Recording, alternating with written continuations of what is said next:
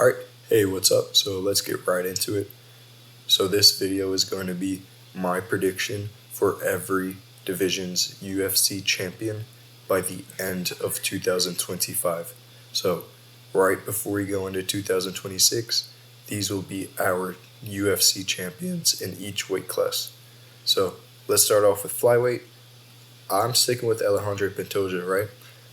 I think the only thing going against him at this point is his age. He's 34, 35. He's got probably 1 year left at the top, given what I think is a pretty big skill gap between him and the rest of the division, right? He's proven that multiple times against all of the top contenders. He just proved it against a pretty unknown, at least in the UFC, guy in Kaya Sakura, and he passed that test with flying colors. So we're going to assume here that he fights twice this year. He just fought. He probably won't fight again until April, May or so, and then probably get one more fight in before the end of the year. I think his most likely next defense is Deiveson Figueiredo. Now, right after UFC 310, I didn't think this was likely, but Figueiredo himself said that this is something that he would be interested in, cutting back down to 125 for one more shot at the title, especially because after his loss against Petr Yan, the 135 title shot's not really on the cards, at least in the next few fights anymore. And Figueiredo's old himself. He's going to want that one last big fight before he retires. And I think that works perfectly. If Figueiredo can make the cut, it's the perfect fight to make next. He's the only guy really in contention that has beaten Alexandre Pantoja, so he certainly deserves that. He's a 125 legend himself, so yeah. But assuming that does happen, I think I've still got Alexandre Pantoja in this one, right? I think he's at the peak of his skills. Athletically, he's still doing pretty good. And I think if he does make the cut at this point, Figueiredo is going to be badly drained by it. We saw how much he struggled to make that cut when he was at Flyweight. And it didn't affect him too much, but now he's older, he's bigger, he's not used to making that cut anymore. I can honestly see Pantoja knocking him out because of that. I think it would be a hard fight for Pantoja, but I think Pantoja takes that fight. And then maybe near the end of next year, he defends against Kai Kara-France, probably next in line at this point. I think that's simple for him. Kai Kara-France is good, he's dangerous, but I think Pantoja takes him down and subs him within the first few rounds. So after that, I think he'll either retire or try his luck at 135, but either way, at the end of 2025, I've got Alexandre Pantoja as the Flyweight champion. Alright, next we got Bantamweight. So originally, I believed that Merab was going to be able to beat Umar pretty easily, right? Or maybe not easily, but I was heavily favoring Merab. Lately, I've kind of started to shift towards Umar Nurmagomedov in that matchup, especially after their early press conference. Merab just seems so reluctant to even be taking this fight. If he doesn't really seem like he believes he's going to win this fight, I don't know why I should have faith in him either. And at this point, Umar is looking extremely confident. We see him in there training with Islam, Khabib, Demetrius Johnson every day. I think that we're going to see the best Umar we've ever seen at UFC 311 against Merab, and I think it's going to be enough at this point. And if he does defeat Merab at UFC 311, he'll probably defend against Petr Yan or O'Malley next. I think those guys should fight each other, and there should be a clear number one contender for Umar, but man, I just think Umar takes both of those guys. So I can see Umar Nurmagomedov being our bantamweight champion to end 2025. He's young, he could be there for quite a while. Alright, Featherweight. I know lately he has been talking about moving up to 155, but I think it's more likely that he stays at Featherweight at this point. Obviously, I can't read the future, but I'm just going to have to go with what I think is more likely, given how good he's been at Featherweight. And he's not a massive featherweight, right? It's not like the type of guy he's killing himself to make that cut. At least it seems like he wouldn't be. They're bigger featherweights, and at lightweight, he'd be a small guy, right? So I think he stays at featherweight.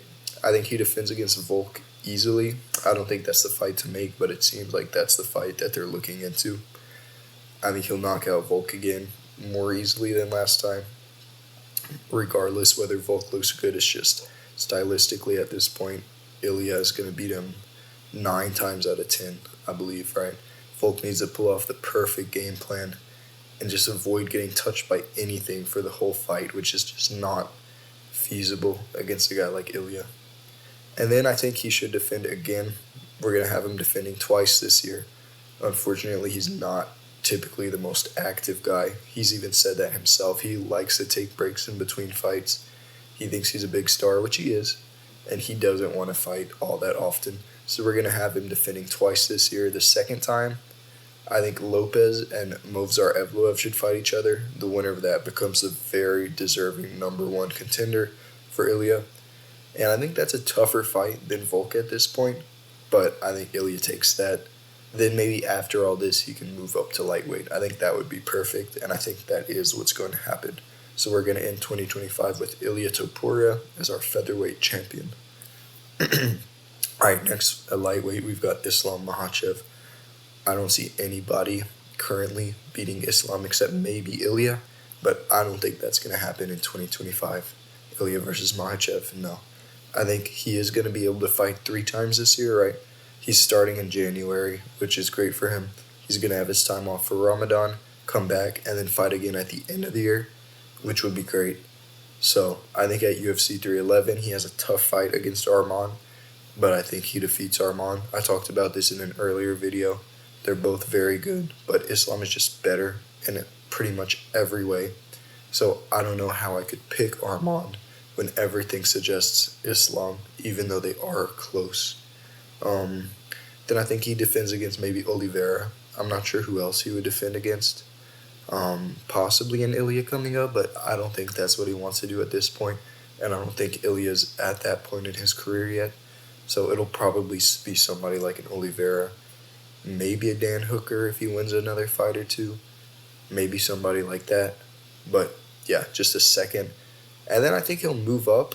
I don't think his 3rd fight's going to be at lightweight in 2025, but I don't think he'll vacate the belt, right? I think even if he moves up for a fight or 2 at welterweight, I think he'll still be able to be a lightweight at the same time. I think he'll be one of those rare double champs that maybe defends both their belts one after the other. And I think he will be able to move up and become double champ, especially if Bilal's no longer there, which he said he doesn't really want to fight Belal. So it kind of depends on what Belal does. But regardless, Islam should not lose in 2025. He should retain his belt. All right, then let's talk about welterweight. This one was one of the hardest ones to predict, right? Because we've got Belal, who's good, but he's not necessarily considered dominant, even though he has beaten so many of the good contenders. There's just a lot of ways that it seems like he could be beaten. And I think probably his worst stylistic matchup is Giacomo Della Maddalena. Never realized that's his real name, but it is. Italian guy, I guess. But yeah, I think Jack Della Maddalena is going to make his way to the title shot in 2025, and I think he is going to win, and this is how. I think early 2025, hopefully UFC 312. I'm surprised we haven't gotten that announced yet. Hopefully there's nothing wrong. We'll go there. We should get Jack Della Maddalena versus a top contender, and it seems to me like it's going to be Usman. I think he knocks out Usman at this point, right? Usman coming off 3 losses. He's aged hard. His knees haven't taken it well. Still very skilled, very athletic in some ways, but his body's just starting to fall apart on him in some important ways. I think Jack Della Maddalena has all of the momentum, the youth. I think he's going to put together a good game plan, and I think Usman's going to get knocked out. And then after that, Jack Della Maddalena is undeniable for a title shot. Maybe mid-year, I think he'll be fighting Belal, right? I think Belal's going to be able to defend against Shavkat. I wasn't that impressed with Shavkat against Ian Gary. Most people weren't. I think Belal's a bad matchup for Shavkat. However, I think Jack Della Maddalena is a great matchup against Belal, right? I think he's going to be able to stuff most of the takedowns, or at least be so dangerous that Belal becomes hesitant with his takedowns. That's what Leon Edwards failed to do against Belal, right? Belal wasn't scared to engage even in the striking, right? So he was able to just go straight for takedowns, just maul Leon Edwards with those. I think Jack Della Maddalena is going to make him think twice about even coming close enough to strike, let alone land a takedown. I think Jack Della Maddalena is going to be the guy to knock out Belal and finally take that welterweight belt. And then I think he should be able to defend it once this year too, right? Maybe late 2025, maybe early 2026. But regardless, I think he'll win. I think it'll be against either Shavkat, Ian Gary, or Prates. Those are kind of the other three guys coming up at welterweight. You can throw Joaquin Buckley in there too.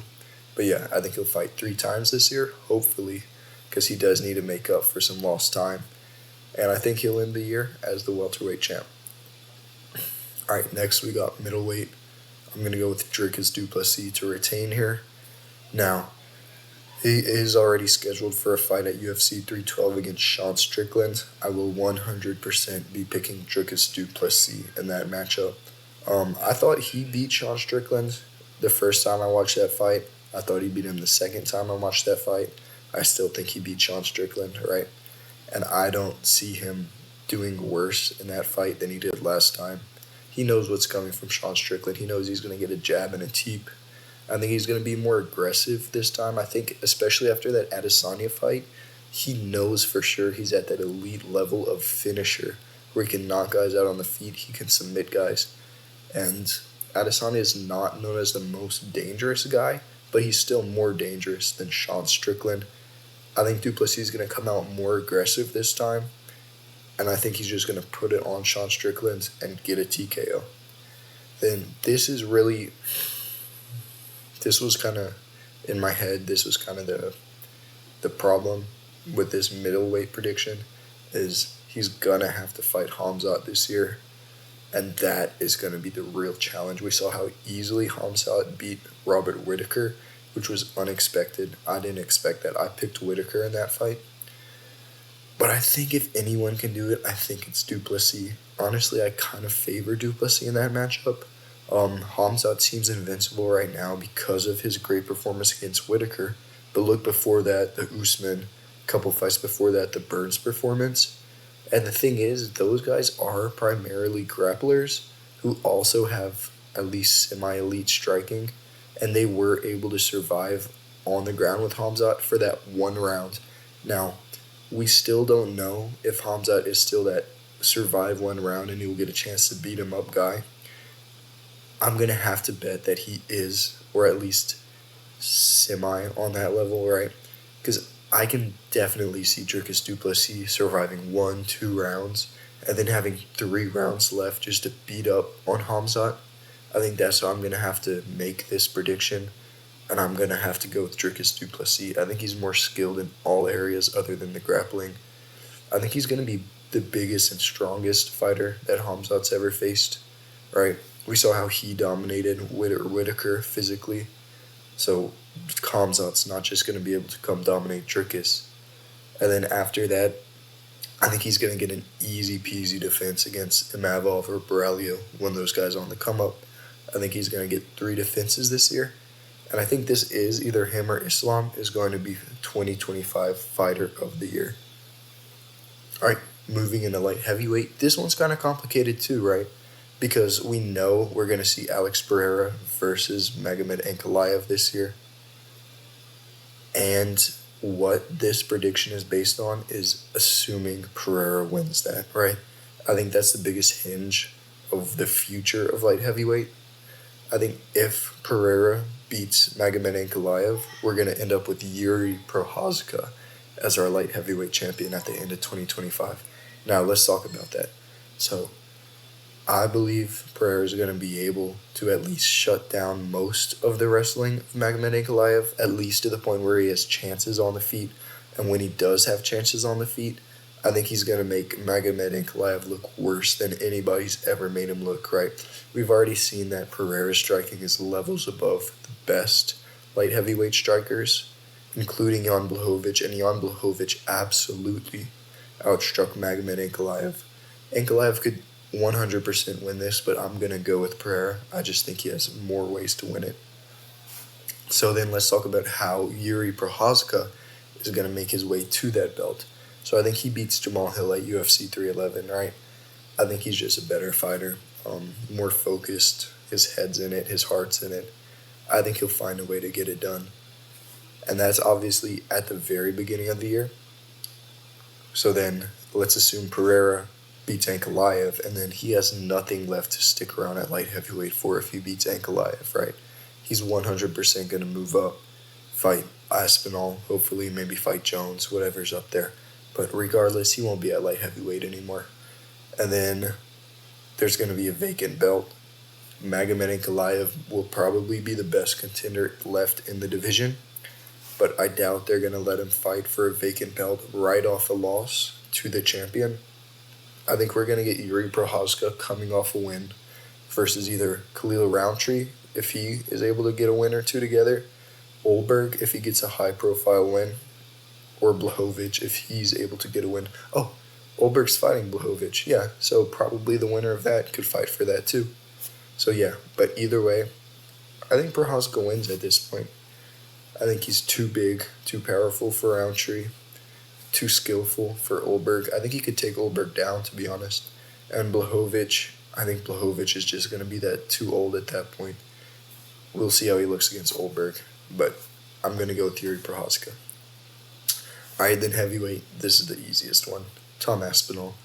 Nobody's beating Tom Aspinall at heavyweight. I hope he's able to unify the title against John Jones. Semi-early in the year or mid-year, whenever that happens, I'll be happy for it. Jones can't beat Aspinall, right? And then maybe defends against Pereira moving up, but really, I don't think there's anyone that I would give more than a 30% chance of beating Aspinall, and that's maybe Jones and Pereira. Maybe less, to be honest, especially Pereira, because Tom Aspinall can just take him down, and John Jones, I just don't see how he hurts Aspinall, and I see Aspinall hurting him in everything he does. So I think this is the easiest prediction to make. I think Aspinall is going to rule heavyweight for at least 4 or 5 more years. He's still young, especially for a heavyweight 31. And yeah, Tom Aspinall, heavyweight champion to end 2025. So that's all of my predictions. These aren't set in stone. It's just considering what we know right now. This is what I see happening in the future. And if you're still watching, I appreciate you. Leave a like if you liked it. Subscribe. I'll be putting out a lot more videos. Yeah. Thanks for watching, guys.